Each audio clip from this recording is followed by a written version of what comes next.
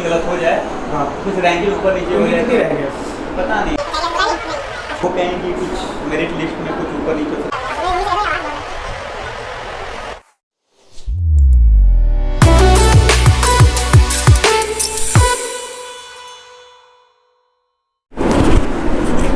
आप सभी का बहुत बहुत नमस्कार। जूरिस एटलस में हमारे साथ गौरव चावला भैया हैं, जिनका क्लैट पीजी में 82 रैंक आया था। तो बहुत बहुत कॉन्ग्रेचुलेशन भैया, आपका क्लैट पीजी में 82 रैंक आया है। और हम चाहेंगे कि आप हमारे जो भी व्यूवर्स हैं, जो भी क्लैट एस्पिरेंट्स हैं, या जो भी जुडिशरी फील्ड में अपने आप को सर्व करना चाहते हैं या अपने आप को रखते हैं एज ए लीगल प्रोफेशनलिज्म के रूप में, तो कैसे वो प्रिपरेशन करें, कैसे अपनी चीज़ों को कैसे टैकल करें, प्रिपरेशन फेज़ में किन चीज़ों का ध्यान रखना चाहिए।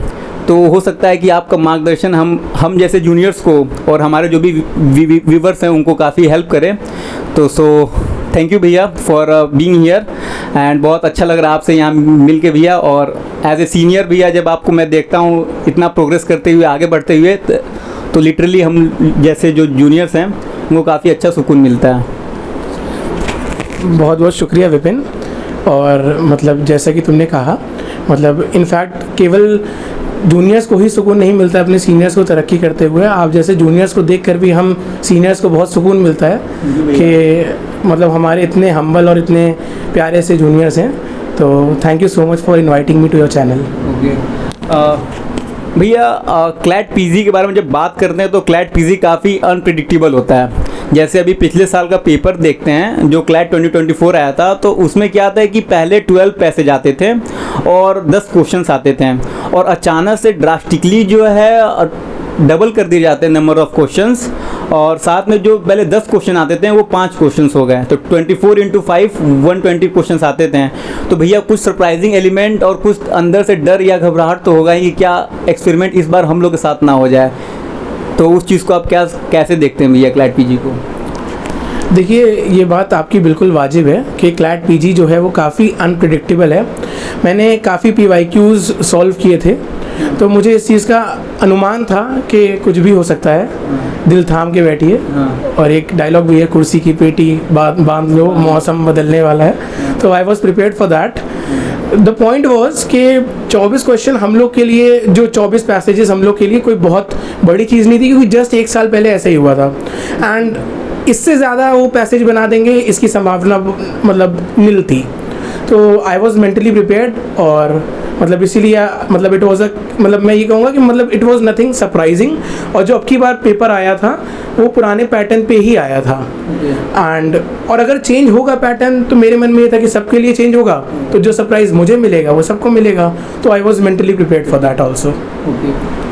और भैया मैं ये कहूँगा कि जब हम लोग हिंदी भाषी क्षेत्र से, जब हम लोग उत्तर प्रदेश और बिहार, नॉर्थन इंडिया से जब हम लोग आते हैं, और जब कोई लड़का अपने घर से जुडिशरी और LLB ऑनर्स और LLB 3 ईयर जब लॉ पढ़ने निकलता है, तो सामान्य मध्यम वर्ग परिवार से जब कोई लड़का लॉ पढ़ने निकलता है, तो घर में सबकी एक ही आशा होता है कि जो बेटा है वो जज बनकर ही लौटेगा, घर में वापस आएगा। तो उस चीज़ को भैया आप कैसे देखते हैं? क्योंकि जैसे रिसेंट जजमेंट जो आया है भैया, 3 साल जो है लिटिगेशन कंपल्सरी कर दिया गया है, और तो उसके बारे में भी है, क्योंकि ये बहुत हॉट टॉपिक है, और इसके बारे में जो भी हमारे जूनियर्स हैं या जो भी व्यूवर्स हैं, ये सबसे बड़ा जो है कह सकते हैं लोक विषय का एक मुद्दा बना हुआ है। तो उस चीज़ को भी आप कैसे देखते हैं? देखिए, ये आपका जो प्रश्न है कि मिडिल क्लास व्यक्ति सोचता है कि जल्दी से जल्दी वो किसी जॉब को प्राप्त कर ले, और ख़ासकर जब जॉब जुडिशरी की, जज की जॉब हो, तो उसको जल्दी से जल्दी वो प्राप्त कर ले। ये बिल्कुल वाजिब बात है, और हो भी क्यों ना ये स्वप्न। अब जो नया जजमेंट आया है, इसके मतलब इसको कंसिडर करते हुए और एक जो ट्रेंड चला आ रहा था उसको देखते हुए, मैं यही कहना चाहूँगा कि पहले भी हम बच्चे ये गलती करते थे कि फर्स्ट ईयर से ही आगे सोच लेते कि हमें जज बनना है और इसके अलावा हमें कुछ नहीं करना है। हम इंटर्नशिप नहीं करते थे, हम पेपर्स नहीं लिखते थे, हम मूड कोर्ट्स में पार्टिसिपेट नहीं करते थे, हम एक्सप्लोर नहीं करते थे लॉ की फील्ड को। इस जजमेंट के आ जाने के बाद हमारे अंदर एक एक्सप्लोरेशन की जो स्किल्स हैं, जो एक्सप्लोरेशन का जो हम बोलते हैं कि एक जो हमें अनुभव प्राप्त करना चाहिए किसी भी चीज़ में अगर हम डूबें, तो अब हम उस अनुभव को बेहतर प्राप्त कर पाएंगे, है ना। जो जजमेंट है निश्चित रूप से जिस तरीके ये हम पे लागू हुआ है ये थोड़ा सा आश्चर्यजनक है। हमारे ग्रेजुएट होते ही एक तरीके से हमें बोल दिया गया कि आप 3 साल तक अब आप एलिजिबल नहीं हैं, या फिर और भी जो बच्चे हैं उन सब के लिए एक चिंता का विषय है। पर आपदा में अवसर को ढूंढें, है ना। हर आपदा में अवसर ढूंढा जा सकता है। इस आपदा में भी कई अवसर हैं जिसको बच्चे ढूंढ सकते हैं, जैसे कि अब वो इस समय का इस्तेमाल अपनी इंटर्नशिप पे फोकस करने पे कर सकते हैं, अच्छी पढ़ाई करने पे कर सकते हैं। केवल पढ़ाई करने का तात्पर्य ये नहीं होता है कि हमें जज बनना है। पढ़ाई करने का जो तात्पर्य लॉ के क्षेत्र में होना चाहिए वो ये होना चाहिए कि हमें लॉ पे कमांड रखनी है। जब तक हमारी लॉ पे कमांड नहीं है तब तक मेरी समझ से वो मज़ा आपको अनुभव नहीं होगा लॉ करने का। तो अब बच्चों को अपना जो फोकस है वो थोड़ा सा अपनी कमांड को डेवलप करने में, अपनी प्रैक्टिकल स्किल्स को डेवलप करने में, एक्स्ट्रा करिकुलर्स को करिकुलर्स में 5 साल जम के मेहनत करने में करना चाहिए। और जब 5 साल बाद ताकि वो निकलें और जब ढोल पे वो डांस करें तो वो डांस केवल इसलिए ना हो कि वो ग्रेजुएट हो रहे हैं, वो डांस इसलिए भी होना चाहिए कि वो अंदर से खुश हैं कि उन्होंने 5 साल का अच्छा इस्तेमाल किया है। कुछ किया उन्होंने, बिल्कुल। काफ़ी अच्छा भैया आपने समझाया ब्लेसिंग इन डिस्गाइज्ड, आपदा में अवसर कैसे ढूंढते हैं। और कठिन परिस्थिति में ही नहीं होता है, सोना जितना तपता है उतना निखर के आता है। और हर चीज़ के प्रॉन्स और कॉन्स दोनों होते हैं। तो काफ़ी अच्छा रहा आपसे बात करके भैया कि इस विषय पे कि आपने बहुत अच्छे से एक्सप्लेन किया कि आप अलग अलग डायमेंशन को एक्सप्लोर कर सकते हैं। तो नहीं होता है कि आप जो है अपने कंफर्ट जोन से आप बाहर निकलेंगे और जो आपने मिथ्या जो अपने दिमाग में बनाया हुआ है किसी एक विषय वस्तु को लेके, उसके अलावा भी और सब चीज़ों को आप एक्सप्लोर करेंगे। तो भैया ये बताइए, जब आप क्लैट पीजी का जब प्रिपरेशन जब कर रहे थे और लगभग 6 महीने पहले, तो उस समय आपने क्या सोचा था? कोचिंग कैसे लेंगे, ऑनलाइन कोचिंग करेंगे, ऑफलाइन कोचिंग कैसे करेंगे? क्योंकि भैया क्लैट का पेपर जब हम लोग देखते हैं तो जब हिंदी भाषी क्षेत्र जब हम लोग नॉर्थर्न बेल्ट से जब आते हैं तो इंग्लिश हम लोग की उतनी अच्छी होती है नहीं। अच्छी इन द सेंस जब पैराग्राफ राइटिंग पूरी एक बहुत बड़ी पैराग्राफ आता है और एक दो नहीं मतलब 100 to 150 वर्ड्स के होते हैं और साथ साथ 24 पैराग्राफ्स होते हैं। और उतनी रीडिंग हैबिट डेवलप करना विद द टाइम फ्रेम, और साथ में कुछ जजमेंट्स भी आते हैं और जजमेंट और एक हिंदू का आर्टिकल पढ़ना और साथ साथ एक जजमेंट जो सुप्रीम कोर्ट जो लिखती है उसको उसका एक पैराग्राफ समझना ही अपने आप में बहुत चैलेंजिंग होता है, क्योंकि उसमें जूरिस्प्रूडेंस रहता है, लीगल फिलॉसफी होती है और उसमें क्या क्रिटिकल थिंकिंग रहती है, उस चीज़ को समझना ही बहुत बड़ा चैलेंज होता है। तो क्लैट पीजी में जब आप ये सब जब पढ़ रहे होते हैं, जब तैयारी कर रहे होते हैं, पैटर्न देख रहे होते हैं, तो उस चीज़ के बारे में भी अपना एक्सपीरियंस कुछ बताइए। देखिए, आपके क्वेश्चन से मैं 2 मुख्य बातें समझा कि 6 महीने पहले हमारी क्या सोच थी इस पेपर को लेकर, और दूसरा ये है कि क्या स्ट्रैटेजी होनी चाहिए आमतौर से एक नॉर्मल छात्र के लिए जो एक सामान्य ज्ञान का छात्र है जिसकी इंग्लिश बहुत अच्छी नहीं है, उसको क्या स्ट्रैटेजी इस्तेमाल करनी चाहिए। तो पहले आते हैं पहले प्रश्न पे कि 6 महीने पहले हम क्या सोच रहे थे और कैसे हम टैकल करने की सोच रहे थे। तो मैं मतलब इंटरव्यू में रहूँगा पर उतना ही ईमानदार भी रहूँगा कि 6 महीने पहले मेरे मन में प्लान श्योर नहीं था कि मुझे क्लैट देना है कि नहीं। अगर ये सवाल आपका 3 महीने पहले का है तो मैं शायद बेहतर जवाब दे पाऊँगा इसका। 3 महीने पहले मेरे मन में ये था कि दिसंबर के पहले हफ्ते में क्लैट का एग्ज़ाम होने वाला है और मुझे कहीं ना कहीं इस चीज़ का आभास था कि मैं, आभास कह लीजिए या एक शंका कह लीजिए या एक प्रश्न था खुद से कि LLB के बाद क्या, व्हाट नेक्स्ट। तो क्योंकि आई विल बी वेरी ऑनेस्ट, मुझे LLB 5th ईयर तक इस चीज़ को लेकर बहुत ज़्यादा, मतलब मैं ये नहीं कहूँगा कि जैसे मछली की आँख होती है उस तरीके से मेरा निशाना था जुडिशरी या फिर एकेडमिक्स या फिर वकालत, ऐसा कोई मछली की आँख की तरह मेरा निशाना नहीं था। तो मैं चीज़ों को एक्सप्लोर करने का सामर्थ्य रख सकता था, रिस्क ले सकता था, और मतलब क्योंकि समय था तो मैं सोच रहा था कि कुछ ना कुछ एक्सप्लोर किया जाए। तब मैंने मन बनाया कि मुझे क्लैट की परीक्षा जो दिसंबर के पहले हफ्ते में प्रस्तावित थी उसको देना है। अब जब एक बार परीक्षा को देने का प्लान बना लिया तब उस हिसाब से उसकी स्ट्रैटेजी डेवलप करी। अब आते हैं इसके दूसरे प्रश्न पे कि इसकी स्ट्रैटेजी कैसे बनानी चाहिए और बच्चे इतने बड़े बड़े पैराग्राफ्स को देखकर जो हिंदी बोलते हैं, जो हिंदी बेल्ट से आते हैं, वो कैसे इसको टैकल करें। भैया आपने कोचिंग आपने लिया था भैया कोचिंग? ऑनलाइन या ऑफलाइन कोचिंग के बारे में आपका क्या मतलब व्यू है, इसके ऊपर थोड़ा कुछ बताते हैं आप? मैं आता हूँ इस प्रश्न पे। देखिए, मैंने कोचिंग नहीं ली थी, कोई भी मैंने कोचिंग नहीं ली थी। मैंने जो सबसे पहला काम किया था वो ये किया था कि मैंने पास्ट ईयर क्वेश्चन पेपर्स लगाए थे और कई सारे इंटरव्यूज़ देखे थे। इन दोनों चीज़ों से करने से ये हो जाता है कि आपको अपने युद्ध भूमि का ज्ञान हो जाता है। किसी भी युद्ध को लड़ने से पहले आप ये देख लें कि भाई सामने वाला व्यक्ति है वो तलवार से आप पे वार करने वाला है कि चाकू से करने वाला है कि वो बंदूक से करने वाला है। यदि वो बंदूक से करने वाला है तो अगर आपके पास बंदूक है तो फिर आपको बाज़ार से बंदूक खरीदने की अरेंज करने की ज़रूरत नहीं है। अगर आपके पास वो बंदूक नहीं है तब आपको जाना चाहिए और बाज़ार से खरीदनी चाहिए। जैसे कि आप कोचिंग ले सकते हैं और आप अन्य जो भी सोर्सेज हैं उनका इस्तेमाल कर सकते हैं अपनी तैयारी करने के लिए। और मैं वापस से वही प्रश्न पे आना चाहूँगा कि बच्चों को कैसे इस पेपर को देखना चाहिए, इंग्लिश को लेकर कैसे उनकी अप्रोच होनी चाहिए, क्योंकि ये बहुत महत्वपूर्ण क्वेश्चन है। अगर हम अपनी इंग्लिश रीडिंग की हैबिट डेवलप कर लें सही टाइम पे तो ये पेपर बहुत टफ नहीं होता है। पेपर क्रैक करना बहुत टफ नहीं होता है। अच्छी रैंक लाना हो सकता है आपकी लीगल नॉलेज, कॉमन सेंस, कई सारी चीज़ों पे डिपेंडेंट हो, बट पेपर क्रैक करना, एक डिसेंट रैंक लाना इज़ नॉट दैट टफ अगर आप अपनी इंग्लिश रीडिंग स्किल्स अच्छी कर लें और बेसिक अपना विजडम आप अपने पास रखें पेपर देते समय। तो बच्चों को क्या करना चाहिए कि सही समय पे, अगर उनको मालूम है कि उनको 8 महीने बाद, 6 महीने बाद, 5 महीने बाद ये पेपर देना है, तो सही समय पे अपनी इंग्लिश रीडिंग की हैबिट डेवलप करें। वो कैसे डेवलप होंगी?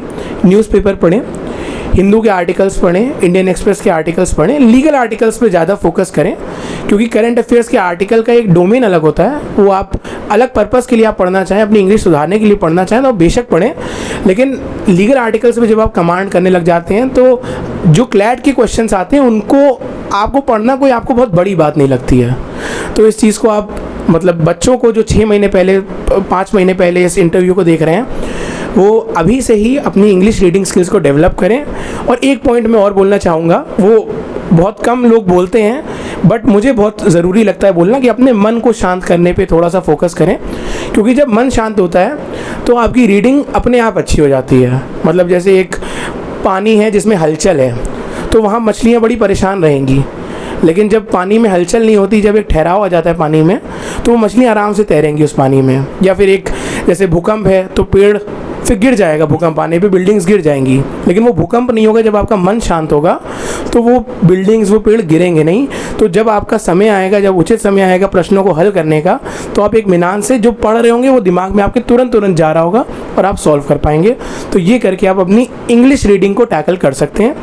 और नेक्स्ट क्वेश्चन भैया, जजमेंट जो हम लोग रीड करते हैं ऑनलाइन, क्योंकि हम लोग को पता नहीं है भैया कि कई बार क्वेश्चन जो रहते हैं भैया आउट ऑफ कंटेक्स्ट भी आ जाते हैं, क्योंकि हम लोग जो सोच के चलते हैं भैया वो हमेशा कोई ना कोई सरप्राइज एलिमेंट क्लैट ऐड करने की अपने तरीके से कोशिश करता है। तो भैया कुछ उसमें जजमेंट के भी पैराग्राफ्स आते हैं, रिसेंट जजमेंट और जो लैंडमार्क जजमेंट रहते हैं, तो वो कितने साल तक का भैया प्रिपेयर करें, पिछले 1 साल का या पिछले 2 साल का, 5 साल का, तो भैया उसके बारे में क्या बताएंगे भैया? देखिए, क्योंकि आपका प्रश्न ये है कि कितने साल का प्रिपेयर करें, तो मेरा आंसर अलग होगा। अगर आपका प्रश्न ये होता कि आपने कितने साल का किया था, तो मेरा आंसर अलग होता। मैंने 15 महीने के जजमेंट्स कवर किए थे मैगज़ीन से, और पिछले 15 महीने की मैंने मैगज़ीन पढ़ी थी, लीगल मैगज़ीन आती है, मतलब मैं इस इंटरव्यू में आगे बताऊंगा वो कौन सी मैगज़ीन थी जब इससे रिलेटेड प्रश्न होगा। तो मैंने 15 महीने के जजमेंट्स कवर किए थे उस मैगज़ीन से। बट यूजुअली अगर आप पास्ट ईयर क्वेश्चन पेपर्स को एनालाइज करें तो आपको, अगर आपके पास समय है, तो 2 से 3 साल के आपको जजमेंट्स कवर कर लेने चाहिए to be on the safer side. और भैया जब हम लोग, आप जब प्रिपरेशन फेज़ में गए थे भैया, तो आपने कभी सोचा था कि मेरे को क्लैट पीजी देना है कि नहीं देना है? क्योंकि आपने भैया स्टार्ट कब किया था, क्लैट पीजी मेरे को देना है या मेरे को अपीयर होना है? आपने माइंड सेट कब बनाया मतलब इसको लेके, और कितना एक प्रॉपर टाइम होना चाहिए कि ऑन ए सेफर साइड कि नहीं अब मेरे को कर देना चाहिए, नहीं तो अब लेट हो जाएगा? क्योंकि कुछ लोग भैया 3rd ईयर में होंगे, कुछ लोग 4th ईयर में होंगे, तो उसके बारे में भैया कुछ बताइए। देखिए, कभी भी किसी भी परीक्षा को लेकर उत्साहित हो, अति उत्साहित ना हो, ठीक है? उत्साहित होने से क्या होता है कि आप एक्साइटेड हैं कि कब पढ़ना है, क्या पढ़ना है, अच्छी चीज़ है। अति उत्साहित होने से क्या होता है कि आप अपनी एनर्जी वेस्ट करते हैं। Hustle without aim is energy wasted. No need to hustle when you don't have an aim. First develop an aim, then hustle for it. ठीक है, तो आप अपनी एनर्जी को वेस्ट ना करें। अगर आप अपने फाइनल ईयर में हैं और अपने 4 साल आपने लॉ पढ़ा है, तो आपका फाइनल ईयर उसका मतलब उसमें भी एक बहुत लिमिटेड पोर्शन इनफ होगा आपको ये महसूस कराने के लिए कि आप इस पेपर को क्रैक कर सकते हैं अगर आपने 4 साल पढ़ाई की है। पर मैं आपके व्यूअर्स को ये भी बताना चाहूँगा कि अगर आपने लॉ मतलब कभी कभी होता है कि हम लोग लाइटली ले लेते हैं लॉ को, केवल एग्ज़ाम टाइम में पढ़ते हैं, सेमेस्टर के लिए पढ़ते हैं। अगर उस तरीके से पढ़ा है तो शायद 1 साल भी, कम तो नहीं बोलूँगा, लेकिन 1 साल की प्रिपरेशन आपको चाहिए हो सकती है अगर आपने लॉ नहीं पढ़ा है। अगर आपकी लॉ के बेसिक्स मजबूत हैं तो शायद आप इस पेपर की तैयारी 3 से 4 महीने में आराम से कर सकते हैं। और आपका एक और प्रश्न इसमें ये था कि आपने 3 महीने पहले आपने कब सोचा कि ये पेपर देना है और फिर कैसे आपने चीज़ें डेवलप करी। तो अगर मैं एकदम एग्जैक्ट पॉइंट की बात करूं कि किस मोमेंट से मैंने तैयारी स्टार्ट करी, तो वो मोमेंट शायद सितंबर एंड या फिर अक्टूबर के पहले हफ्ते के आसपास होगा, जो कि आप समझ सकते हैं काफ़ी लेट होगा। पर उसका मैं जवाब दूंगा क्योंकि मैंने PYQs लगाए थे और मैंने देखे थे और मेरे कुछ सीनियर्स थे जिन्होंने मुझे गाइड किया था कि इस पेपर में कैसे उनकी अप्रोच रही थी जब उन्होंने क्वालिफाई किया था। और उनकी भी एक बेसिक लीगल मतलब मुझे उनके एक्यूमेंट का आइडिया था कि उनका लीगल एक्यूमेंट कैसा है और अपना लीगल एक्यूमेंट कैसा है, तो मुझे एक आइडिया लग रहा था कि चीज़ें कितने समय में हैंडल हो सकती हैं। ठीक है, तो आप एक बार जितनी जल्दी हो सके अपना PYQ देख लें, कई सारे 5-6 साल के पिछले PYQs देख लें और अपना एनालिसिस कर लें कि आप इस पेपर को कितने समय में डील कर सकते हैं। मैंने एनालाइज जब किया तो मुझे समझ आ गया था कि मतलब around I was able to solve 40-50% of questions without any preparation.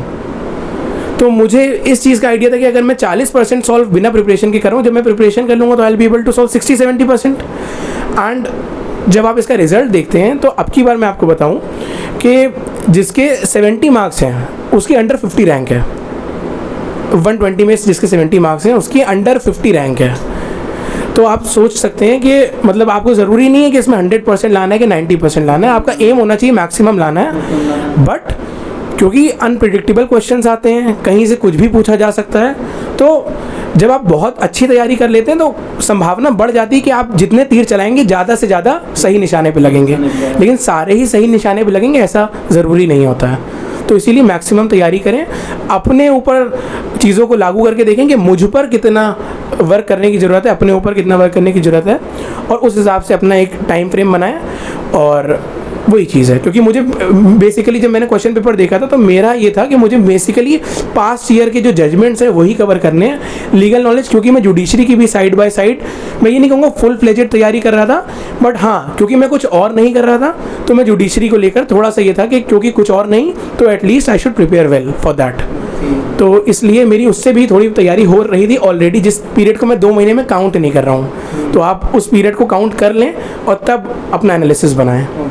तो भैया जब आप तैयारी कर रहे थे, अब फुल फ्लेज जब तैयारी कर रहे थे, तो मॉर्निंग में कितने केस लो आप ले लेते थे ब्रेकफास्ट में, और डिनर में कितने आप बेयर ले लेते थे? नहीं देखिए, ये सब कहने की बात मजाक में अच्छी है, बट मतलब मॉर्निंग में मैं केस लॉस तो नहीं लेता था, मॉर्निंग में मैं कॉर्नफ्लेक्स लेता था। तो खैर देखिए, पढ़ाई करनी पड़ेगी, मॉर्निंग हो चाहे रात हो, अपना आपको तैयारी करनी पड़ेगी। किसी भी पेपर को जब आप एम करते हैं तो पेपर को हल्के में ना लें, बहुत हल्के में तो बिल्कुल भी ना लें। पेपर एनालाइज करने के बाद मैंने जैसे बोला, क्योंकि देखिए कुछ कीवर्ड्स होते हैं हर इंटरव्यू के, वो आप मेरा इंटरव्यू देखें या किसी का इंटरव्यू देखें, आपने भी कई इंटरव्यू लिए होंगे अपने जो कई सारे सीनियर्स के, तो आपको आइडिया होगा कि कुछ कीवर्ड्स होते हैं जो सारे सीनियर्स बोलते होंगे। तो मेरे एंड से मैं यही कहना चाहूँगा कि आप अपने ऊपर चीज़ें रख के देखें, और कितने मॉर्निंग में आपको केस लॉस लेने चाहिए और कितने आपको इवनिंग में बेयर डाइजेस्ट करने चाहिए अपनी डाइजेशन कैपेसिटी के हिसाब से। तो वो आपको अपनी डाइजेशन कैपेसिटी के हिसाब से ही लेना होगा। हो सकता है मैं 2 रोटी से मेरा पेट भर जाता हो, और हो सकता है आपके लिए 4 भी कम हो, या फिर हो सकता है मेरे लिए 5 कम हो और आपके लिए 2 ही काफ़ी हो। तो इसी हिसाब से परसेंट टू परसेंट डिपेंड करता है। भैया एक जो मैं पर्सनली भैया जो मैं फील करता हूँ प्रिपरेशन को लेके, वो ये है कि आप सोचते हैं कि प्रोक्रेस्टिनेशन के बारे में, आप हमेशा प्रोक्रेस्टिनेट करते रहते हैं, क्योंकि जब आप सोचते हैं कि मैं मॉक टेस्ट दूंगा, प्रिपेयर करूंगा, पढ़ूंगा, क्योंकि practice makes a man perfect, और मैं इसी मिथ्या में, इमेजिनेशन में जीता रहता हूँ कि जब मेरा एक अच्छे से पूरा सिलेबस कंप्लीट हो जाएगा तब मैं मॉक टेस्ट देना स्टार्ट करूँगा, और उस चीज़ को टालते हुए जो है बहुत लेट हो जाता है, क्योंकि ये गलती बहुत करते हैं। ठीक है यार, एक दो मॉक टेस्ट देंगे, लेकिन सिलेबस कंप्लीट करना है, पढ़ना है। तो उस चीज़ में आपने भी कितने मॉक टेस्ट दिए, पहले ये बताइए। देखिए, मैं ईमानदारी से बताऊंगा, for the sake of being on an interview मैं झूठ नहीं बोलूँगा, मैंने एक भी मॉक टेस्ट नहीं दिया था फॉर क्लैट पीजी। तो झूठ बोल रहे हैं भैया? नहीं। अच्छा, ये ऑफ द कैमरा बताइएगा अगर बताना होगा। नहीं, मुझे देखिए, मुझे सच बोलने में कोई परहेज नहीं है। कभी कभी सच थोड़ा सा ऐसा होता है कि हमें डाइजेस्ट नहीं होता है, बट एक इस इंटरव्यू से मेरा एक ऑब्जेक्टिव भी है कि मैं कई सारे जो क्लैट पीजी को लेकर मिथ्स हैं उनको भी बर्स्ट कर सकूं। तो मैंने एक भी मॉक टेस्ट नहीं दिया था, and I am very honest on this. मैंने PYQs लगाए थे, उसको आप मॉक मत गिनिए। मॉक टेस्ट का मतलब होता है कि कई सारी कोचिंग्स जो कराती हैं उसमें आपने क्या किया था। मैंने एक भी मॉक टेस्ट नहीं दिया था। PYQs मैंने अराउंड 4-5 ईयर्स के पीछे लगाए थे, और मैंने उन्हीं को मॉक टेस्ट समझ के ही लगाया था, क्योंकि बात ये होती है कि जैसे मैंने पहले भी बोला कि आपको युद्ध भूमि की नॉलेज होनी चाहिए, है ना। अब युद्ध भूमि की नॉलेज अगर आपको लगता है कि आप जिस तरीके अप्रोच कर रहे हैं, आपको लगता है कि आप कॉन्फिडेंट हैं अपनी नॉलेज के साथ इस युद्ध भूमि को लेकर, तो आपको ज़रूरी नहीं है कि हर तरीके के युद्ध लड़ने ही हैं, है ना। आपको कई काम मुझे भी थे जो मैं साथ साथ लेके चल रहा था। तो मेरा भी ऐसा नहीं है कि मैं दिन भर ही क्लैट की पढ़ाई कर रहा था। तो इसीलिए मैंने मॉक टेस्ट पे फोकस ना करके मैंने PYQs पे फोकस किया, और PYQs में जैसे क्वेश्चंस पूछे जाते हैं उस ऑब्जेक्टिविटी के साथ मैंने अपनी पढ़ाई करी थी क्लैट पीजी को लेकर। तो ये मैं ज़रूर कहना चाहूँगा। बट हाँ, एक चीज़ मैं और ऐड करूँगा कि जो व्यूअर्स इंटरव्यू देख रहे हैं उसको वो ये ना समझें कि मॉक टेस्ट नहीं देने चाहिए। मैं ये नहीं कहना चाह रहा हूँ। मेरे पास और सारी कई कमिटमेंट्स थी जिसमें मैं व्यस्त था, साथ में मेरी ये भी कमिटमेंट थी, तो मैं दे नहीं सका, और मुझे PYQs अपने लिए सफिशिएंट लगे समझने के लिए और तैयारी करने के लिए। पर अगर आपके पास समय हो और आपको और अच्छा एम करना हो, है ना, क्योंकि देखिए तैयारी कभी ख़त्म नहीं होती है ना। जितना समय होता है उतने में जितनी मैक्सिमम हो जाए वो हो सकती है। तो इसीलिए मेरे पास जितना समय था उतने में मैक्सिमम ये हो सकता था। अगर आपके पास ज़्यादा समय है तो आप ज़्यादा अच्छी तैयारी कर सकते हैं। आपके पास एक प्रिविलेज, एक बून है, तो उसका फ़ायदा उठाएं, और PYQs लगाने के बाद ही मॉक लगाएं, ये मैं ज़रूर बोलूँगा। उससे पहले मॉक टेस्ट को बिल्कुल गलती से भी ना उठाएं। क्योंकि भैया जब मॉक टेस्ट हम लोग देखते हैं तो एक टाइम फ्रेम रहता है, क्वेश्चंस रहते हैं, आप मेंटली प्रिपेयर रहते हैं, क्योंकि क्लैट जो है काफ़ी लेंदी हो जाता है। क्योंकि जैसे आपने बताया कि 120 क्वेश्चंस रहते हैं, और जिसका 70 आ रहा है या उससे एवव आ रहा है, 70s में आ रहा है, उसका टॉप 50 में रैंक है। मतलब हाँ, इस बार हर बार नहीं, लेकिन ऑन एन एवरेज जाता है कि मतलब आपको एक्यूरेसी मेंटेन करनी है, कंपटीशन में नहीं जाता है कि मतलब आपको पूरा कंप्लीट करना है। तो भैया जब हम लोग इसको देखते हैं 70s में जब आप आते हैं और आपका अंडर 50 रैंक आता है, तो और इतना लेंदी पेपर रहता है, तो उस चीज़ को जब लोग मैनेज करते हैं कि नहीं हमको टाइम फ्रेम में करना है, क्योंकि भैया क्वेश्चन करने से ज़्यादा भैया हमको कौन सा क्वेश्चन नहीं करना है, छोड़ना है, कौन ज़्यादा लेंदी है, इस पर भी हम लोगों को, क्योंकि ये पूरा भैया स्ट्रेटजी पे पूरा बेस्ड है भैया। क्या आ रहा है उससे मतलब नहीं है, क्या छोड़ना है ये भी भैया मायने रखता है, और क्या आ रहा है भैया ये भी मायने रखता है। तो इस चीज़ को भैया कैसे देखते हैं? देखिए, होता क्या है, आप टाइम फ्रेम को लेकर आपका जो मुख्य प्रश्न है, मैं जो समझ पा रहा हूँ कि बेसिकली आपका ये है कि टाइम फ्रेम के हिसाब से एक्यूरेसी को कैसे मेंटेन करें और कैसे चीज़ों को टारगेट करें। देखिए, अगर आप मॉक लगाते हैं तो आपको टाइम फ्रेम का एक आइडिया लग जाता है कि आप कहाँ खड़े हैं, 2 घंटे में आप कितना सॉल्व कर पा रहे हैं, आपकी रीडिंग कैपेसिटी कैसी है। और अगर आप पहले जजमेंट्स और आर्टिकल्स पढ़ते हुए हैं तो निश्चित रूप से आपकी रीडिंग कैपेसिटी बहुतों से बेहतर होगी। तो आप या तो जब PYQs लगाएं तो एक PYQ को छोड़ दें। आप जैसे मैंने क्या किया था, मैंने 2024 के PYQ को नहीं लगाया था, मैंने 2023, 22, 21 ऐसे पीछे की तरफ मैं गया था और मैंने PYQs लगाए थे, और उनको एनालाइज करके मैं समझ गया था कि कैसे लगाते हैं। 2024 का PYQs मैंने मॉक के तौर पे छोड़ दिया था कि इसको मैं मॉक के तरीके लगाऊंगा। तो आप, और फिर जब मैं मॉक के तरीके लगाऊंगा तो मैं उस 2 घंटे में लगाऊंगा, फिर 2 घंटे में मैं जितना अटेम्प्ट कर पाऊंगा उतना ही अटेम्प्ट कर पाऊंगा। तो आप इस तरीके से अपनी स्ट्रैटेजीज़ को डेवलप करके अपनी स्पीड चेक करें, और चाहे आप PYQs को लेकर ऐसा करें, चाहे आप मॉक्स को लेकर ऐसा करें, आप अपने टाइम फ्रेम को एनालाइज करें, अपनी स्पीड स्किल्स को एनालाइज करें, अपनी रीडिंग स्पीड को एनालाइज करें, और फिर उस हिसाब से ही अपना सामर्थ्य को पहचानें और फिर आप युद्ध भूमि में जाएं, है ना। क्या करना चाहिए अपनी रीडिंग स्किल्स को सुधारने के लिए? आपको मैंने पहले भी बताया है कि अपनी रोज़ आप न्यूज़पेपर्स पढ़िए, लाइव लॉ के आर्टिकल्स पढ़िए, जजमेंट्स पढ़िए, अपनी रीडिंग स्किल्स को सुधारिए, और केवल for the sake of reading मत रीडिंग करिए, उसको समझते हुए रीड करिए। जब क्वेश्चंस की बात, आपने एक्यूरेसी वाली बात बोली, देखिए एक्यूरेसी डेफिनेटली इंपॉर्टेंट है, लेकिन मैं यहाँ पे एक और बच्चों को बिना गुमराह किए हुए एक और मिथ बस्ट करना चाहूँगा कि this paper is more about attempting solid questions than the number of questions. इसमें मैं आपको एक चीज़ बता दूं कि होता क्या है कि अगर मान लीजिए आपको 80 क्वेश्चंस हैं जो सॉलिडली आपको लगता है कि आप उसमें 60-80 ऐसे हैं जिनमें आपको लगता है कि हाँ ये आते हैं थोड़े बहुत, और 60 आपको आते हैं, तो आप 80 करके आ गए। जब आप 80 करके आए और आज जिसमें आप 60 को लेकर श्योर थे, तो आप रेस से बाहर हो गए।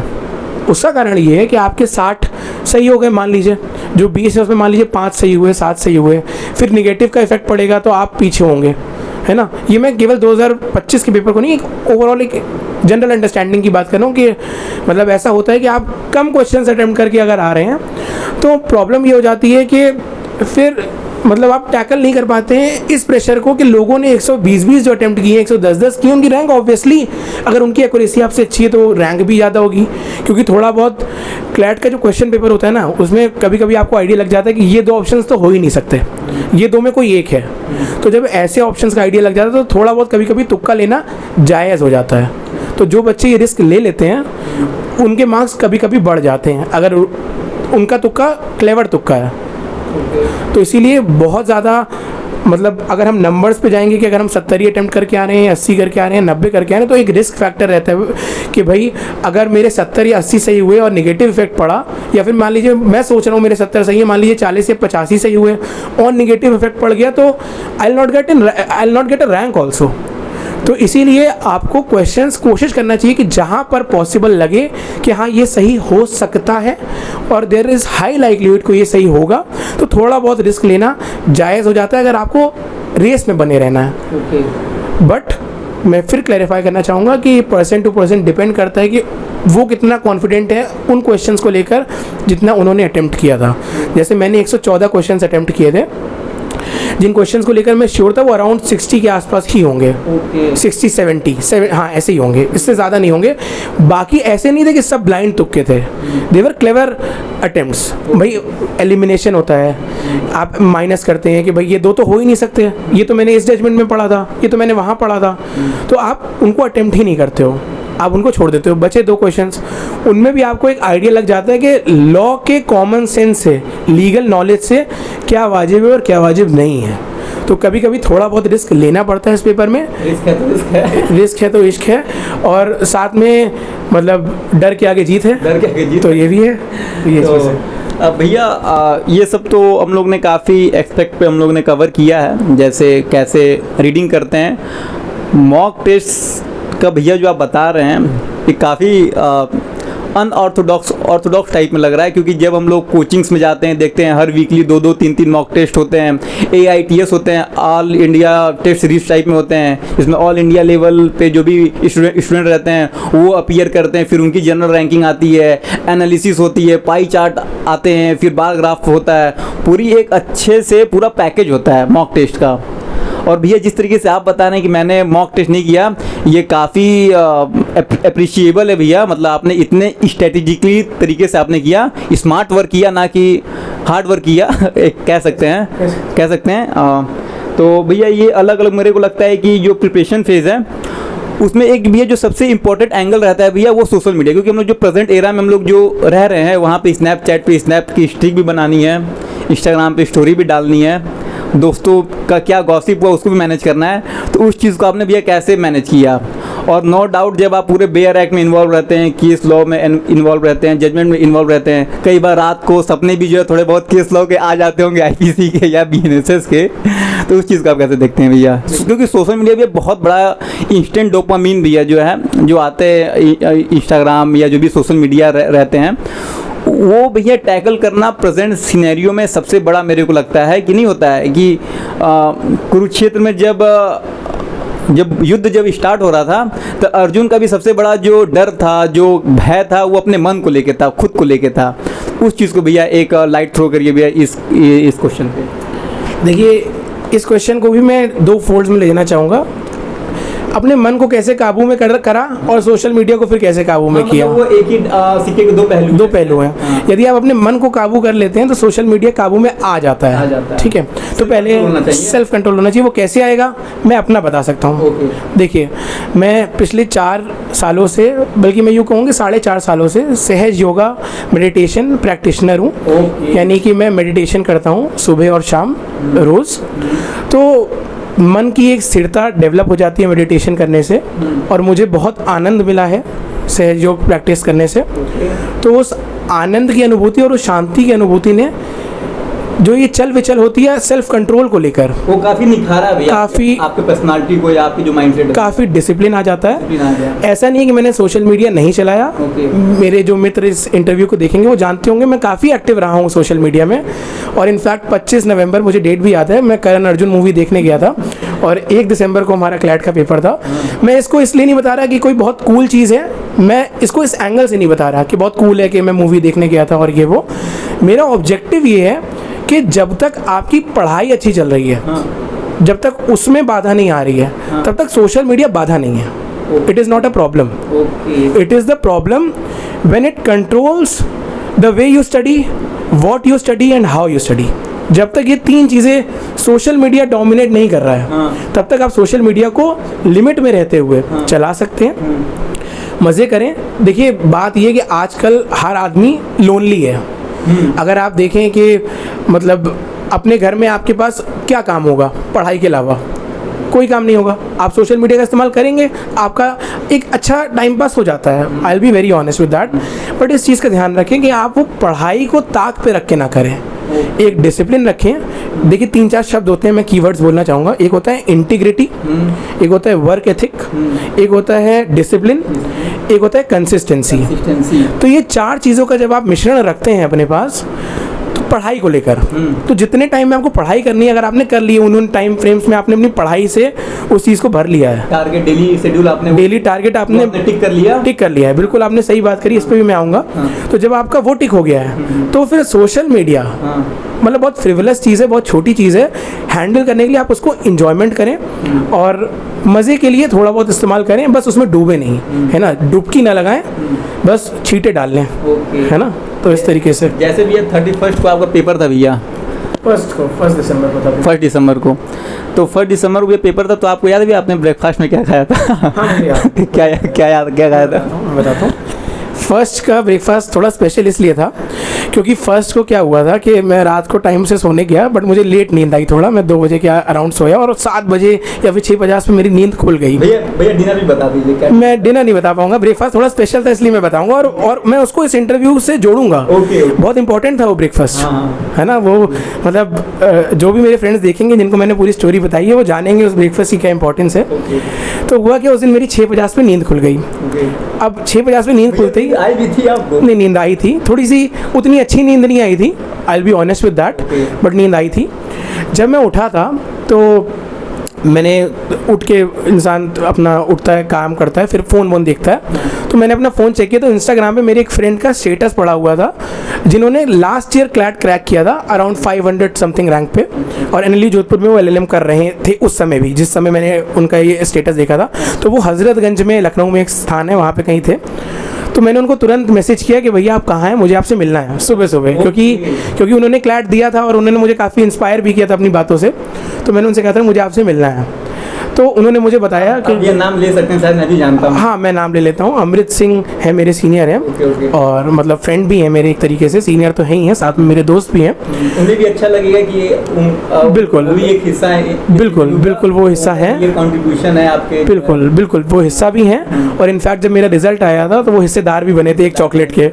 तो मैं वही ब्रेकफास्ट वाली चीज़ पे वापस आता हूँ कि मैंने उनको मैसेज किया था कि आप कहाँ पे हैं। तो उन्होंने मुझे बताया था कि वो हज़रतगंज में, तो हज़रतगंज में मेरी एक फेवरेट स्टॉल है, फूड स्टॉल पोहे की। अच्छा। तो सेहत इंदौरी पोहा करके है हज़रतगंज में। तो मैंने उनसे कहा भैया यहाँ पे आइए, मिलते हैं, पोहा खाते हैं। तो जब वो पोहा खाया था, तो देखिए मुझे ब्रेकफास्ट याद है कि मैंने ब्रेकफास्ट में पोहा खाया था, और वो इसलिए रेलिवेंट था क्योंकि मैंने उनसे कुछ टिप्स ली थी, जो टिप्स मैं आप लोगों को देना चाहूँगा। मैंने उनसे पूछा था कि भैया आप कुछ टिप्स बता दीजिए लास्ट मिनट, जो मुझे थोड़ी सी हेल्प कर सकें इस इंटरव्यू, इस बेसिकली क्लैट पीजी के एग्जामिनेशन के लिए। तो उन्होंने मुझसे एक सवाल पूछा था कि मतलब तुम्हें क्या कोई टॉप कॉलेज चाहिए या कोई भी कॉलेज चाहिए? तो मैंने उनसे कहा था कि भैया मुझे टॉप कॉलेज ही चाहिए, वरना I will not go for CLAT PG, I will not go for counselling, अगर मुझे टॉप कॉलेज नहीं मिलता है। तो उन्होंने कहा था कि भाई अगर आपको टॉप कॉलेज चाहिए तो आप मैक्सिमम क्वेश्चंस अटेम्प्ट करके आना, क्योंकि अगर आप मैक्सिमम क्वेश्चंस नहीं अटेम्प्ट करोगे तो आप टॉप कॉलेज की रेस से बाहर हो जाओगे। है ना? तो वो एक कैटलिस्ट था। आप समझ रहे हो कि कैसे चीज़ें प्लान होती हैं भगवान के द्वारा, कि सही समय पे सही चीज़ आपको मिल जाए जो पेपर में आपकी बड़ी मदद कर जाती है। वो पोहा नहीं खाए रहते तो शायद टॉप 100 में रैंक भी नहीं आया। वो पोहा नहीं था, वो रैंक थी, है ना? तो टॉप 100 का तो खैर मैंने एक्सपेक्ट नहीं किया था, आई विल बी वेरी ऑनेस्ट। मैं क्यों इंटरव्यू में बोलूँ कि हाँ टॉप 100 में आई। पोहा मतलब अब जो भी ये इंटरव्यू देख रहे हैं, हाँ, अगर वो पोहा नहीं रहता टॉप 100, वो पोहा खाने की ललक नहीं रहती, वो मिलने की ललक नहीं रहती, तो शायद रैंक फ्लक्चुएट 110% होती। क्योंकि जो मैंने 114 क्वेश्चन अटेम्प्ट किए थे, थोड़ा बहुत रिस्क भी लिया था। आई विल नॉट एनकरेज आप रिस्क लें अगर आप रिस्क टेकिंग पर्सनैलिटी नहीं है, या फिर अपने हिसाब से आपको जो सूट करे आप करें। मुझे रिस्क टेकिंग अच्छी लगी थी पेपर को देखते हुए, तो मैंने थोड़ा बहुत रिस्क लिया था। तो उस रिस्क ने मुझे काफ़ी हेल्प किया, और उस पोहे ने मुझे बहुत हेल्प किया, उस ब्रेकफास्ट ने मुझे बहुत हेल्प किया। तो मैंने एक अपने फ्रेंड के साथ पोहा खाता था, और एक के साथ मैंने पनीर पराठा भी खाया था। तो पनीर पराठा उन फ्रेंड के साथ खाया था जिनके साथ मैं पेपर देने जा रहा था। तो मुझे लंच तक याद है, लेकिन डिनर याद नहीं है। I am sorry for that. ठीक है, कोई बात नहीं भैया, ऐसे टाइम में ये सब याद रहे वही बहुत बड़ी बात है। तो इससे एक चीज़ भैया क्रक्स निकल के आता है कि आप कितना बहुत बड़े धनुधर हों, कितने बहुत बड़े आप सूरवीर हों, वीर हों, एक कृष्णा की ज़रूरत तो पड़ती है भैया, एक मार्गदर्शक की ज़रूरत तो पड़ती है। और मेरे को लगता है वो भैया ने अपना जो है रोल है काफ़ी अच्छे से निभाया। तो एक क्वांटिटी और क्वालिटी दोनों को मेंटेन करते हुए नंबर ऑफ़ क्वेश्चंस को भी इंक्रीज़ करना है और एक्यूरेसी को भी इंक्रीज़ करना है। तो काफ़ी मिला जुला के और बैलेंस करते हुए अपने पेपर को अटेम्प्ट करना है। और मेरे को लगता है कि शायद सभी एक्सपेक्ट कवर हो गए होंगे मेरे ख्याल से। भैया एक सवाल शायद रह गया मेरे ख्याल से, क्या सपने में कभी कोई केस लो आता था? मतलब केशवानंद भारती जी कभी आपके सपने में आए हों, या मोहिरी बीबी कभी आपके सपने में आई हों, कह रही कुछ ऐसे, मतलब नहीं होता है फैक्चुअल केस थोड़ा चेंज हो गया, ऐसा कुछ? मैं बताता हूँ, इस सपने में मेरे केस लॉस नहीं आए। हाँ, क्या करना है आगे इसको लेकर थोड़ा सा सपने से पहले कभी कभी लेट नाइट्स आपको लगता है कि भाई अब व्हाट नेक्स्ट, कई सारे, मतलब आई विल बी वेरी ऑनेस्ट, थोड़ा सा मैं क्वेश्चंस को इस तरीके चेंज करूँगा ताकि इस इंटरव्यू को मैं थोड़ा मोटिवेटिंग नोट पे ख़त्म कर सकूँ। ठीक है, तो सपने में, टू बी वेरी प्रिसाइज, सपने में मुझे मोरी बीबी जी और केशवानंद भारती साहब कोई नहीं आए थे। सपने से पहले, सोने से पहले थोड़ा सा सेल्फ डाउट कभी कभी होता था कि वेयर इज लाइफ हेडिंग। तो थोड़ा सा मैंने आपके बिना पूछे ही इस इंटरव्यू को थोड़ा सा अपने एंड से इसमें थोड़ा सा मैंने कुछ मसाला डालने की कोशिश करी है। तो जब वो सेल्फ डाउट आते थे, नवंबर का फेज़, अक्टूबर का फेज़ ऐसा ही था जब I personally felt that I was hitting the rock bottom, I was not knowing कि व्हाट नेक्स्ट। तो जो भी लोग ये इंटरव्यू देख रहे हैं, जो भी लोग इस इंटरव्यू में कुछ खोजना चाह रहे हैं, वो एक अपने भीतर ही एक विश्वास को खोजें, और इस चीज़ को खोजें कि कहीं ना कहीं हर अंधेरे रास्ता ख़त्म होता है, हर अंधेरी सुरंग ख़त्म होती है, और फिर एक रोशनी की किरण कहीं ना कहीं से निकल के सामने आ जाती है। और जब आती है तो आपको वाकई में विश्वास नहीं होता कि ये कैसे हो गया। तो मेरे साथ ये वही फेज़ था। इनफैक्ट जब रिज़ल्ट आया था तो मैं, जैसे मैंने बताया, मैं सहयोग प्रैक्टिशनर हूँ, तो मैं सहयोग के जो आश्रम है, 8 तारीख थी, रिजल्ट 9 तारीख को आने वाला था। मेरा प्लान था 8 तारीख को मैं रात को अपने घर आ जाऊँगा। तो 8 तारीख की सुबह में नोएडा में सहयोग के आश्रम में, फॉर द सेक ऑफ कि अब एग्ज़ाम्स ख़त्म हो गए हैं, थोड़ा सा अपना मेंटल पीस पे वर्क करते हैं और थोड़ा शांति को प्राप्त करते हैं, तो मैं सहयोग के आश्रम में थोड़ा सा एंजॉय करने के लिए गया हुआ था। तो सपोर्टर तो नहीं है? नहीं, मैं सपोर्टर और हैं जो मतलब रिजल्ट आने से जस्ट पहले वो भी कहीं मतलब चले जाते हैं।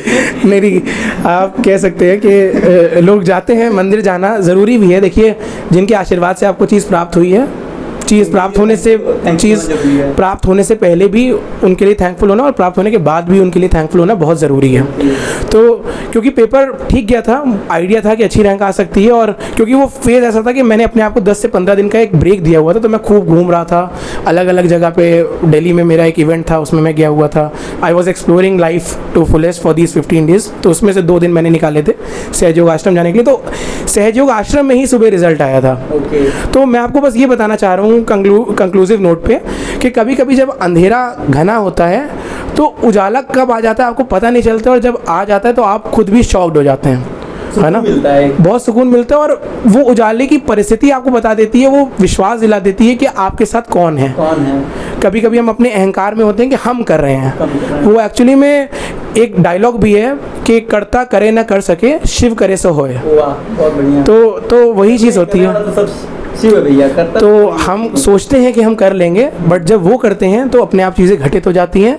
तो इसी के साथ मुझे लगता है कि अब क्योंकि ये एस्पेक्ट कवर हो गया जो मुझे अपने व्यूअर्स को बताना बहुत ज़रूरी लग रहा था, जो आपके व्यूअर्स को बताना बहुत ज़रूरी लग रहा था, तो अब मुझे लगता है कि आप अगर कोई आपका और कोई प्रश्न हो तो आप पूछ सकते हैं। प्रश्न एक जो आप बिहाइंड द कैमरा भैया, एक आप बहुत इंटरेस्टिंग स्टोरी बता रहे थे भैया कि आप जो हैं कोचिंग देने वाले थे जुडिशरी फेस के लिए। क्लैट अगर ऑप्शन ए होता है और एक ऑप्शन बी होता है। ऑप्शन ए है कि मुझे ये काम करना है और ऑप्शन बी है कि मुझे ऑप्शन ए करना है। तो उस टाइम में जो उस टाइम फ्रेम में भैया जुडिशरी एक ऑप्शन बेटर ऑप्शन लगता है। और जैसे सभी एस्पिरेंट की तरह आप भी ये कोचिंग और एक अच्छे मार्गदर्शन के तलाश में थे, और कैसे चीज़ों को, कैसे ईश्वरीय देवी कृपा कैसे किसी पे काम करती है कह सकते हैं। तो उस चीज़ के भैया जो आपने बहुत एक इंटरेस्टिंग स्टोरी बताई थी कि कैसे मैं सेव हो गया उस टाइम। तो जब लगता है कि नहीं मेरे साथ अच्छा नहीं हुआ है, काफ़ी अब टूट जाते हैं, परेशान हो जाते हैं, लेकिन जब बाद में समझ में आता है कि नहीं उसका उद्देश्य, उसका जो औचित्य कुछ और था, तो वो भैया एक शेयर कर रहे थे भैया आखिरी में जाते जाते। देखिए मैंने आपको ऑफ कैमरा बताई थी, मुझे आइडिया नहीं था कि मुझे ऑन कैमरा बतानी होगी, but I am prepared for that. मैं बता सकता हूँ। हुआ क्या था कि क्लैट का जब मैंने एग्ज़ाम दिया था, मेरे पास 2 ऑप्शन थे जनवरी ऑनवर्ड्स। मेरा सेमेस्टर एग्ज़ाम जनवरी से मतलब दिसंबर एंड तक ख़त्म होने वाले थे। तो अब फाइनल सेमेस्टर एग्ज़ाम आ रहा था, तो हम सब कहीं ना कहीं एक खोज में होते कि अब क्या करना है। भाई किसी भी एक ऑप्शन को आप फाइनल नहीं मान सकते हो कि ये हो ही जाएगा। तो मैंने जब क्लैट दिया था तब भी मैं जुडिशरी को लेकर, मैंने आपको बताया था, मैं थोड़ा बहुत पढ़ाई करता आ रहा था, और फिर मेरा एक था कि लिटिगेशन को भी मुझे एक्सप्लोर करना है। तो ये 3 मेरे सामने चीज़ें थी। तो मुझे मेरे पापा ने सजेस्ट किया था कि तुम इलाहाबाद और दिल्ली जाके कोचिंग्स का पता कर लो, जो भी तुम्हें, अगर तुम इंटरेस्टेड हो तो इस टाइम फ्रेम में जब तुमने 15 दिन का गैप लिया, तो अगर तुम इंटरेस्टेड हो तो तुम पता कर लो। तो घटना कुछ इस प्रकार घटी थी, और अब वो घटनाक्रम मुझे समझ आता है कि क्यों घटा था। कि 3 दिसंबर को मैं इलाहाबाद गया था। एक काफ़ी अच्छी कोचिंग है, अच्छी तो मुझे नहीं पता है कि नहीं, विख्यात कोचिंग है। वहाँ पे मैं गया था, तो वहाँ पे रिसेप्शन पे मैं लखनऊ से केवल कोचिंग पे बात करने ही गया था, कोचिंग के लिए ही बात करने गया था। तो वहाँ पे रिसेप्शन पे पता नहीं ऐसा क्या हुआ कि मुझे थोड़ा सा मिसट्रीट किया गया। ऐसा मुझे महसूस हुआ कि मुझे मिसट्रीट किया गया। मुझे नहीं मालूम था कि वो मिसट्रीट करना बहुत ज़रूरी है, क्योंकि कोई रिजल्ट मेरा इंतज़ार कर रहा था। प्रारब्ध था भैया, वो कुछ और था, वो कारण कुछ और था। तो मुझे नहीं मालूम था कि वो इतना मिसट्रीट क्यों किया। और इनफैक्ट मतलब मेरे जितने भी दोस्त हैं, मुझे जानने वाले, उन्होंने कभी मुझे इमोशनल बहुत रेयर होगा कि देखा हो, बट वो एक मोमेंट था जब उन्होंने मिसट्रीट किया था। जब मैंने उनसे कहा था कि what about the trial of the coaching and all, तो उन्होंने मुझसे कहा था कि अगर आपको ट्रायल लेनी है तो आप कोई और कोचिंग ट्राई कर लीजिए। तो इस तरीके की जब उन्होंने बात की, और अगर कोई छात्र लखनऊ से कहीं दूसरे शहर गया है कोचिंग के बारे में पता करने, तो मतलब बहुत अजीब लगता है। तो I got a bit emotional as well. मेरी 6 बजे की वापसी की टिकट थी, मैंने उस 6 बजे की टिकट को जाने दिया। मैंने 3 बजे की एक नेक्स्ट ट्रेन बुक करी, और मैं 6 बजे तक अपने घर आ गया सुपर फास्ट ट्रेन बुक करके, बिकॉज वो सिचुएशन ऐसी थी कि मुझे बहुत अजीब सा लग रहा था, और मुझे था कि बस जल्दी से जल्दी अपने घर पहुंचना है और अपने रूटीन पे वापस आना है, क्योंकि I was unable to, routine का मतलब अपनी दिनचर्या को वापस वो करना है, जैसे जिम जाना है या मेडिटेशन करना है या कुछ भी करना है, तो घर में जल्दी पहुंचूं और अपने रूटीन में आऊँ, क्योंकि डिस्टर्ब में आई वॉज लाइक कि मतलब कोई ऐसे कैसे बात कर सकते हैं आपके गेस्ट से कि कोई सुबह गया है आपके यहाँ 200 किलोमीटर ट्रैवल करके और आप इस तरीके बात कर लो। तो it was shocking for me as well, क्योंकि मैंने एक्सपेक्ट नहीं किया था। भैया उनको जाके थैंक यू बोलिएगा, 3.5 लाख रुपये आपके बच गए। नहीं, 3.5 लाख उनकी फ़ीस नहीं थी, जहाँ पे मैं गया था उनकी फ़ीस कम थी, 1 लाख के अराउंड थी वहाँ पे जहाँ मैं इलाहाबाद में गया था। फिर मैं दूसरी कोचिंग पता करने गया था 7 तारीख को, और 7 दिसंबर को दिल्ली में और वहाँ पे मतलब वहाँ पे मुझसे अच्छे से बात की गई, सब कुछ अच्छा था। बट अगेन जब मैं वहाँ से कोचिंग पता करके मैं आश्रम गया, आश्रम में मैं वो जो ब्रोशर मुझे कोचिंग से मिला था, वो ब्रोशर ही अपने सर के नीचे तकिए बना के सोया था।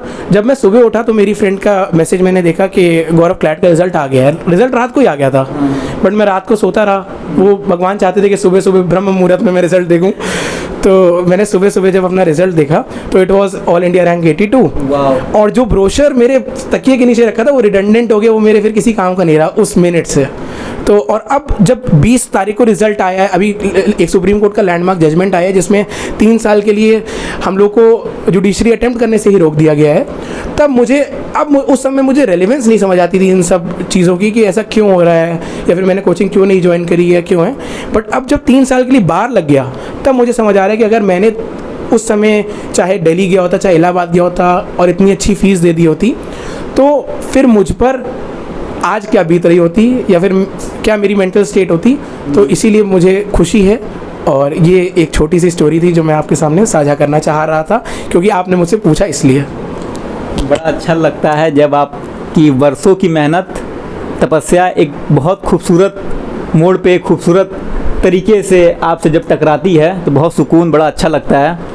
और भैया भी जब ब्रह्म मुहूर्त में जब गए होंगे और अपना रिज़ल्ट क्लैट का रिज़ल्ट देखे होंगे, उन्हें भी वो अनुभव हुआ होगा। आशा करते हैं आपके सभी जो भी प्रश्न होंगे, जो भी क्वेरीज़ होंगी, कैसे तैयारी करते हैं, क्या सही स्ट्रेटजी होनी चाहिए, आप लोग को अच्छे से समझ में आया होगा, सॉल्व हुआ होगा। अगर कोई डाउट होगा, अगर कोई प्रॉब्लम होगा तो आप कमेंट सेक्शन में बता सकते हैं। बाकी मेरे को लगता है कि भैया को NLSIU मिल रहा है, मिल जाएगा भैया, आई एम होपफुल मिल जाएगा। मतलब in any case top 2 college में हो जाना चाहिए, हो जाएगा, हो जाना चाहिए, हो जाना चाहिए भैया, ये चाहिए। और कभी मौका मिलेगा तो भैया से फिर कैंपस टूर भी करेंगे। और एक नहीं होता है सफलता पाने से पहले और सफलता पाने के बाद, तो वो एक वहाँ की भी एक जर्नी भैया कवर करने की कोशिश करेंगे आपसे, एक फिर फ्यूचर में मिलेंगे भैया, ठीक है। This is the beginning not the end. तो so thank you very much.